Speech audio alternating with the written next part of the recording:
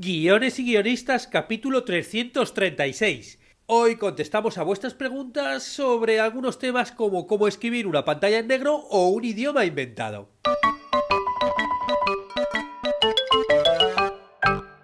Buenos días a todos, bienvenidos a Guiones y Guionistas, el podcast con el que todos podemos aprender a hacer guiones y en el que el guionista es el rey y la guionista la reina. Yo soy vuestro anfitrión, David Esteban Cubero, y cada semana salimos al aire con 2 programas en los que vemos un nuevo elemento, técnica o herramienta para que sepáis más del oscuro mundo de los guionistas y el inventado arte de los guiones.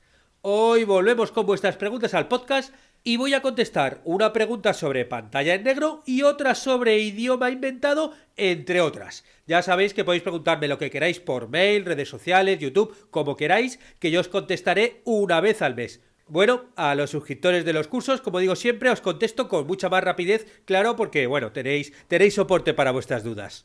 Pero antes recordaros que en la plataforma de cursosdeguion.com podéis aprender no solamente a escribir guiones, sino también a convertiros en guionistas, porque tenemos cursos que te enseñan a trabajar los personajes, las estructuras, cómo se escribe una escena, a trabajar los diálogos, pero también hay otros que te enseñan en lo que es el oficio del guionista, como por ejemplo uno que te enseña a crear la marca personal de guionista o incluso a vender un guión. Hoy continuamos con el curso de mapa de tramas en el que vamos a ver en qué consiste una trama y cómo debemos crear el mapa de tramas de nuestra serie.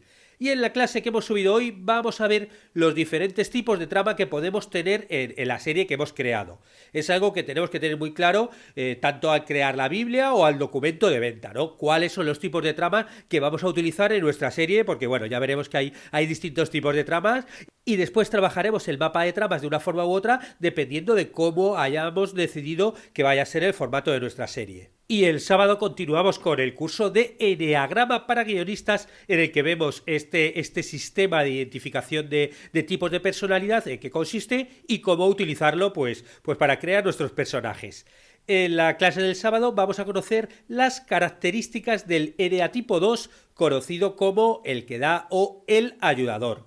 Un ejemplo de personajes de este eneatipo son Rachel, por ejemplo, de Friends, y Annie, la mala de Misery. Porque, claro, estamos viendo las características del personaje, que tiene algunas características positivas, pero también vemos las negativas, con lo cual cuando haces personajes donde trabajas sobre todo el lado más negativo, bueno, pues te salen personajes como, por ejemplo, el de Misery. Y nos vamos con vuestras preguntas. La primera me la envía Carlos y me llegó vía web. Y dice así: Hola David, soy Carlos.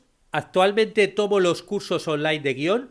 Antes que otra cosa, en verdad estoy muy contento con todo lo que estoy aprendiendo en los cursos. Me gustaría agradecer la gran calidad de las clases. Bueno, muchas gracias a ti, Carlos. Una duda que me surgió fue cuando empecé a hacer un guión de cortometraje en el que quería que la escena transcurriera en pantalla negra y que solo hubiera sonido. Por lo que me surgió la duda de cómo hacerlo en esos casos, ya que busqué en internet pero no me quedó claro. Por ejemplo, me pregunté, si la escena es en pantalla negra, ¿cómo va el encabezado? Gracias por la atención, buen día, saludos. Muchas gracias a ti, Carlos, por tu pregunta y por estar suscrito a los cursos, por supuesto. Claro, aquí no me ha quedado claro, hay dos opciones. Por un lado, esta pantalla negro es solamente una pantalla en negro, o sea que vamos a ver solamente una imagen en negro y vamos a ver una voz, o esa escena sucede en un lugar, pero está la pantalla en negro porque la luz está apagada o porque no se ve nada, pero sí tenemos que tener referencia de ese lugar. Porque claro, si realmente lo único que queremos es una pantalla en negro, o sea, simplemente no vemos nada en la imagen y vamos a escuchar una voz que no tiene que estar en ningún sitio ni se sabe nada, realmente ahí, bueno, puedes ponerlo directamente en el encabezado. El encabezado se puede poner en negro o pantalla en negro, algo así que deje claro cuál va a ser la imagen. Y a partir de ahí, bueno, pues ya pones la voz en off o los diálogos o lo que quieras que se escuche. Pero si es la segunda opción, es decir, que esa escena pasa en un lugar, entonces sí que estaría bien que pusieras un encabezado normal para que se sepa dónde está pasando esa escena y después aclares que la pantalla está en negro, ¿no? Y que no se ve nada, ¿no? Y que pongas después en la sección de acción, de descripción, ahí pones el en negro y pantalla en negro. Y ya después que se escuche la voz en off, el diálogo de los personajes o lo que sea. ¿Y por qué hacerlo así? Porque por el sonido. Porque es importante que si tú, por ejemplo, es una escena que pasa en la calle, bueno, pues que escuchemos el ruido de la calle, ¿no? Para el departamento de sonido es fundamental saber si va a tener que poner sonido a esa escena. Con lo cual, si pasa en una casa, si pasa en la calle, si pasa en el campo, bueno, pues entonces, yo qué sé, imagínate que pasa en el campo, ¿no? La típica escena donde de repente hay alguien, ¿no? Como que cierra los ojos y tú quieres que se vea todo en negro. Bueno, pero si pasa en el campo, a lo mejor vamos a escuchar pajaritos, otro tipo de animales. Entonces, pongámoslo en el encabezado, luego después en acción explicamos que es una pantalla en negro y ya después escuchamos la voz en off, los diálogos de los personajes o lo que queramos que se escuche. Pero vamos, en cualquier caso, con las cosas del formato de guión siempre os digo una cosa, lo importante es que quede lo más claro posible. Eso es lo fundamental, que la persona que lo vaya a leer quede más claro posible. Con lo cual, siempre que tengáis dudas, pensad, ¿cómo lo hago para que quede lo más claro posible? La segunda pregunta también me llegó por la web, ¿no? Y me la hizo Nino, Leonardo, y dice: hola David, estoy haciendo el curso de guión avanzado y me surge una duda cuando hablas del idioma. Estoy escribiendo un guión de fantasía y alguno de mis personajes habla en un idioma inventado. En uno de los guiones de Juego de Tronos vi una manera de escribirlo diferente a las que tú comentas en el curso.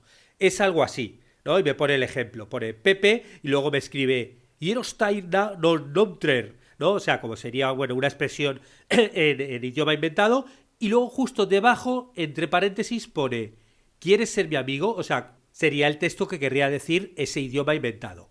Y bueno, y termina preguntando Nino, ¿crees que sirve así? Gracias, David. Bueno, yo como Nino hace referencia al curso, en el curso realmente hablamos como de dos formas, esto se podría poner como de dos formas, ¿no? Que luego, nada, siempre te pones a buscar guiones y encuentras más formas, pero bueno, lo importante siempre es esa máxima, que quede lo más claro posible. Una de las formas es la típica forma cuando hablas de un idioma diferente al idioma en el que se habla en el guión, ¿no? Pues que sea un idioma extranjero o lo que sea. Una de las formas que se utiliza, ¿no? Que ya he comentado alguna vez aquí, es nada, simplemente después de poner el nombre del personaje, debajo, en la acotación o paréntesis, ahí se podría poner entre paréntesis, bueno, pues igual que poner en Roma en mixteco, que es el idioma que se habla, pues aquí podríamos poner entre paréntesis en Lincoln, o no sé cuál es el idioma de Star Trek, o el idioma de Navi, si estamos en Avatar, bueno, el idioma que sea en el que se va a hablar. Y luego debajo en diálogo pondrías lo que dice el texto, ¿no? Lo que quiere decir el texto, ¿no? Sencillo, simplemente aclararíamos en paréntesis que eso es en el idioma está inventado y luego el texto en español para que se sepa, claro, que los actores sepan cuál es el significado, cuál es el tono, y ya no solo los actores, sino realmente pues las personas que están leyendo el guión antes de hacerlo. Luego después, obviamente, esto, bueno, pues habría que ver este idioma si hay que inventarse todo un lenguaje o si a lo mejor son 2 o 3 frasecitas, ¿no? Que simplemente con poner un poco fonemas y cosas ya se trabajaría.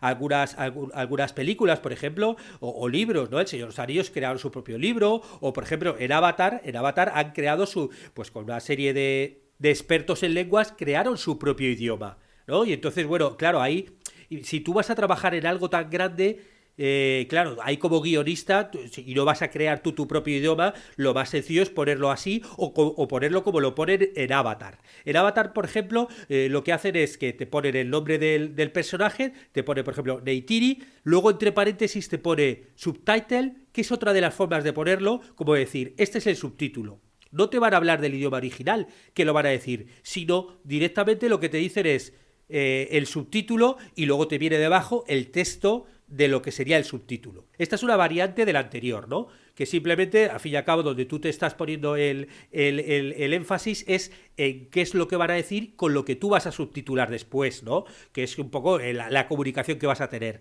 El lenguaje inventado, aquí, por ejemplo, en el tema de Avatar, claro, lo crearon después. Aquí el guionista no ha creado el lenguaje inventado, sino que, pues, hablaron con filólogos y crearon su propio idioma. Entonces, claro, si tú vas a utilizar algo así, yo utilizaría alguno de estos dos métodos, ¿no? O poner entre paréntesis subtitulado y luego debajo el texto que tú quieres que se diga en tu idioma, ¿no? Y que iría en el subtítulo, o poner entre paréntesis el tipo de lenguaje, ¿no? Pues y pones ahí el nombre del lenguaje y luego debajo el texto. El método que comentas que utilizan en Juego de Tronos no lo conocía, pero bueno, es una variante, lo que pasa es que, claro, te obliga a saber ya lo que van a decir en ese lenguaje inventado. Yo eso, por ejemplo, lo utilizaría si es un corto o si es algún elemento donde tú ya sabes lo que va a decir ese lenguaje, porque a lo mejor son pocas frases y entonces, bueno, con que pongas tres cosas, vale, pero claro, si va a ser algo tipo Avatar, donde existe un lenguaje entero, claro, tú para poder ponerlo en el guión vas a tener que conocer todo ese lenguaje para poder ponerlo, ¿no? Porque tendrías que poner la frase en el lenguaje inventado y luego debajo el texto del subtitulado. En cualquier caso, aquí lo importante sobre todo es el texto del subtitulado, ¿no? Que es porque todo ese guión, antes de que se ruede y que el actor lo diga, ¿no? Pues lo va a leer mucha gente del equipo, gente que busca la financiación, directores, mucha gente del equipo, y todo el mundo tiene que saber qué es lo que está diciendo esa frase, aunque no conozca el idioma inventado. Luego después, obviamente, el actor va a tener que decir algo en algún idioma, con lo cual ese idioma va a haber que inventarlo y va a haber que buscar qué fonemas y qué se va a decir. Pero eso se puede hacer luego a posteriori, pensando ya más en la grabación. Y si tú mismo ya te has inventado el idioma y quieres ponerlo en los dos, bueno, pues puedes utilizar el método de Juego de Tronos, que lo ponen en el texto y luego entre paréntesis debajo en el idioma. Incluso hay otra forma de utilizarlo, ¿no? Que hablamos también en el curso, que es utilizar el diálogo dual, ¿no? Que tienen algunos software de guión que te pone los dos párrafos. Entonces en el párrafo de la izquierda lo podrías poner el texto en el idioma inventado y en el de derecha, por ejemplo, la traducción. Pero vamos, en cualquier caso, como decía antes, lo importante es que sea el método más sencillo y donde el lector pueda entenderlo de una forma más clara. Pero vamos, muchas gracias una vez más por tu pregunta, Nino, y espero que te vaya muy bien con ese guión fantástico que estás escribiendo. La tercera pregunta me la hace Enoch y me llegó vía mail. Y dice así: ¿tienen algo que me ayude a usar las diversas transiciones en el guión escrito? Es decir, elementos de montaje desde el guión. Gracias. Bueno, aquí tenemos por un lado el podcast sobre formato de guión, dejo el link, ¿no? Que hablé hace ya mucho tiempo de él. Luego también, bueno, está el curso de formato de guión y el curso de formato de guión avanzado, ¿no? Para los suscritos que pueden consultarlo. Pero bueno, resumiendo, las transiciones son los métodos por los que se pasa de un plano a otro plano o sobre todo, de una escena a otra escena, ¿no? Que sobre todo es cuando más se utiliza a la hora de escribir el guión, ¿no? Cuando pasas de una escena a otra. Porque claro, poner de plano a plano, si tienes que estar poniendo la transición, pues sería un poco locura. Eso solo se pondría, bueno, cuando es algo como muy concreto, que quieres algún efecto muy concreto, ¿no? Entonces sí, como veremos a continuación, bueno, pues entonces sí, ahí puedes poner algo, pero si no, obviamente no vas a estar poniéndolo. Las 4 transiciones principales serían el corte, ¿no? El cut to, los encadenados, ¿no? Que sería el dissolve, los fundidos, que sería el fade, y las cortinillas, ¿no? Que son los wipe. El corte, ¿no? El cut to, bueno, este es el más común, ¿no? Que pasa simplemente de una imagen a otra por corte. Claro, esto se llama así por corte porque antiguamente, claro, eran películas de celuloide y literalmente se cortaba la película y luego se pegaba con la siguiente imagen, ¿no? Y eso, claro, pues era directamente un corte. Esta es la más utilizada y realmente entre una escena y otra yo por ejemplo ya no pongo corte A, no pone corte A porque tú das por hecho que si no pones la transición de una a otra normalmente, bueno, pues ya se pasa por corte. Luego hay algunos elementos dentro de la escena que sí que puedes poner y que se utilizan, ¿no? Variantes del corte A, que sería por ejemplo el jump cut, ¿no? El jump cut, que es, bueno, el salto, ¿no? Cuando haces un corte con salto, que sería la típica imagen, por ejemplo, que nos hemos acostumbrado ahora mucho en YouTube, ¿no? Donde estás viendo la imagen de una persona hablando y por corte pasas otra vez a la misma imagen del tipo, con lo cual hay un pequeño salto. Esos saltos que, bueno, en el montaje clásico siempre era como algo horrible, ¿no? Porque, claro, el concepto del montaje clásico era que no se notase el montaje, ¿no? Y, claro, ahí tú notas el salto. Este efecto, por ejemplo, también se utiliza mucho en las películas de terror. Saltas sobre algo y como que te sobresalta, ¿no? Bueno, pues ahí tú, por ejemplo, si quieres algún efecto de estos, sí puedes poner jump cut to, por ejemplo, y eso se entendería eso, como que vas a pasar de una imagen a otra, de la misma persona, ¿no? De la misma situación. Luego, si quieres, otra variante también del corte sería cuando quieres mostrar que hay un salto temporal. Hay gente que también te pone, por ejemplo, time cut, que sería un corte de tiempo, Y claro, esto es para mostrar más el paso del tiempo, ¿no? El corte de antes, el jump cut, es simplemente, bueno, te da un salto visual la imagen, pero no es como para mostrar mucho el paso del tiempo. Si quieres mostrar paso del tiempo, puedes utilizar time cut, que sería lo típico de que estás en la misma localización y yo que sé, hay alguien que está esperando y vas haciendo pequeñas elipsis y le ves como, bueno, se tumba en el suelo, luego le ves que se pone, yo que sé, a comerse un helado, luego se pone a bailar, ¿no? Como, bueno, quieres mostrar mucho paso del tiempo sobre el mismo escenario y, bueno, cortas sobre unas imágenes sobre otras. No hay cambio de escena porque es el mismo lugar y cambio temporal, bueno, son cambios temporales, pero no vas a estar haciendo una escena solamente para cada una de las poses, ¿no? Con lo cual puedes poner time cut o simplemente cut o corte A, ¿no? Yo cuando, por ejemplo, lo hago esto en un guión, tampoco pongo time cut, simplemente pongo la acción, ¿no? Pues Manolito se come un helado y luego en donde de transición pongo corte A y luego, pues yo qué sé, Manolito se pone a bailar, ¿no? Y ahí vas poniendo distintas opciones, ¿no? Pero bueno, si quieres puedes poner time cut para evidenciar que es una elipsis. Hay otra variante también del corte que es el batch cut, que es cuando quieres que coincida como de forma, ¿no? Hacer la transición entre una imagen a otra, entre una escena y otra, pero de repente quieres que... Bueno, el ejemplo de esto clásico sería el de la peli 2001, ¿no? Cuando lanzan el hueso para arriba y de repente se hace esa elipsis, ¿no? La más larga de la historia del cine, y pasamos del hueso con la misma forma a una nave espacial. Pasas de hace miles de años a dentro de miles de años. O el típico, yo que sé, Drácula, por ejemplo, recuerdo que hay un momento también que el ojo de Drácula, pues se traspasa a la luna, ¿no?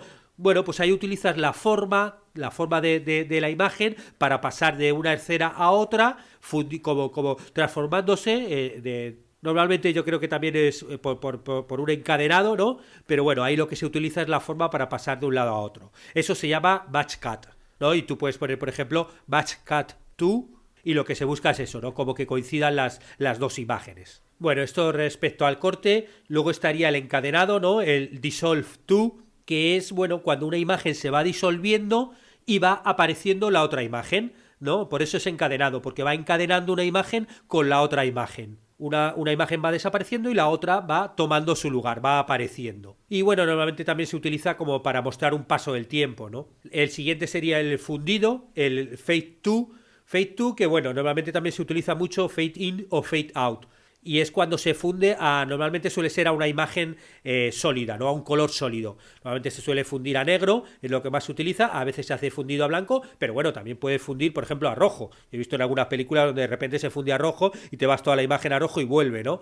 Fade in se suele utilizar al principio del guión para decir que, bueno, que empiezas del negro y eso funde a la imagen. Fade in funde a la imagen y fade out al final del guión, y sería al revés. Pasaríamos de la imagen, fundiría a negro.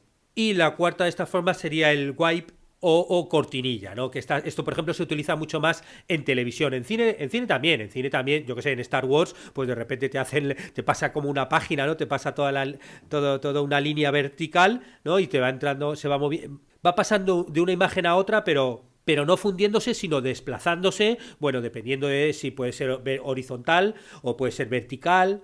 O hay veces que, por ejemplo, en televisión se usan muchos efectos y son con formas circulares, una estrella. Bueno, ahí puedes hacer la cortinilla como quieras. Luego, bueno, también puedes poner algunas cosas en el guión si tienes clarísimo, ¿no? Algún efecto tipo, por ejemplo, si quieres que se congele un cuadro, pues puedes poner cuadro congelado, ¿no? Una imagen, un fotograma, o eso en inglés se suele poner freezer frame, ¿no? Freezer frame. Y de repente, no sé, se congela toda la imagen de la pantalla, se queda fija y así aguanta durante un poquito de tiempo con todo congelado. Pero bueno, lo importante es que entiendas esas 4 transiciones importantes, ¿no? El corte, el encadenado, el fundido y la cortinilla. Y con este resumen terminamos este podcast en el que he intentado contestar a vuestras preguntas, que ya sabéis que me podéis enviar como queráis, ¿no? Por redes sociales, en la web, por mail, como queráis. Muchas gracias a los que hacéis comentarios en los sitios donde escucháis el podcast, ¿no? En iTunes o en iVoox o en YouTube, y también a los que os suscribís a Spotify, ¿no? Le dais al corazoncito verde porque, bueno, me ayuda a tener más visibilidad y llegar a más gente. Y sobre todo, muchas gracias a los que os suscribís a los cursos de guión o contratáis las consultorías y mentorías, porque ayudáis a que este podcast se mantenga y siga saliendo semana tras semana. Estaremos juntos los martes y jueves con nuevas técnicas, estrategias y análisis para que aprendamos entre todos a ser mejores guionistas. ¡Hasta pronto!